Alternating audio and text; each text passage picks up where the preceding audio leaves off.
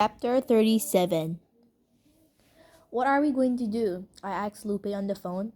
Okay, don't panic. Did they specifically say the Cala Vista? Lupe asked.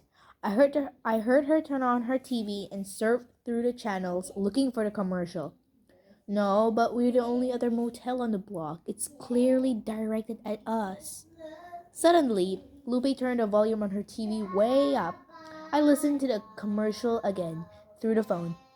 Those plagues you sores, Lupe shouted. I let out a surprised laugh. Those whats?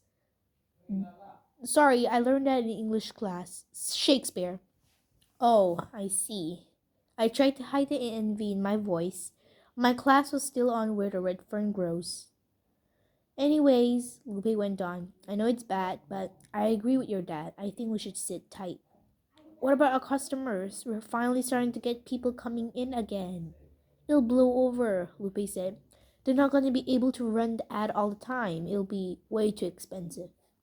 I didn't know about that. I got a feeling that when it came to trying to put us out of business, no expense was too big for the Magna. No sooner had I hung up on the phone with Lupe than Mr. Cooper called. It's not too late to accept the vacation resort's offer, he said. We're not going to throw in the towel because of one commercial, Mr. Cooper, I protested. It's just not one ad, Mia, he argued. Who knows what they're going to do next? We have to face facts. They're a behemoth with a way deeper pockets than us. We're an ant just waiting to be squished. I frowned into the phone. Arrange a call with the investors and we'll put it to vote, Mr. Cooper demanded, then hung up on me. Chapter 38. That night, all the investors gathered at the Cala Vista for an emergency meeting. Most of them had seen the Magna commercial and agreed with Mr. Cooper. We should take the offer from Vacation Resorts, he said at the beginning of the meeting. We can compete with a massive television campaign. But, I quickly pointed out, if we sell, we'll be losing a lot more than a motel. What about our How to Succeed in America classes for the immigrants? What about all the things the Cala Vista represents besides a place to stay? People need those classes, Mrs. T agreed. We've been running them for 2 years. Mrs. Q nodded. We've bonded with people. This is a motel, Mr. Cooper snapped. It's a business. You're not supposed to bond. That's what you all haven't gotten since day one. None of this is personal. Maybe not to you, Mrs. T said, but we live here. The Weekleys, my parents, and I all suddenly fell quiet. If we sold, where exactly were we going to live? Maybe we don't need to make our decision tonight, Dad said. Fine, but if you don't make the call soon, it's going to be too late, Mr. Cooper warned.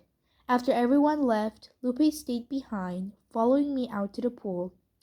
I sat near the shallow end, unable to do anything but stare at the lapping blue water. Lupe took off her shoes and dangled her feet over the edge. Are you okay? She asked. I nodded. Don't let that notable coward get to you, she said.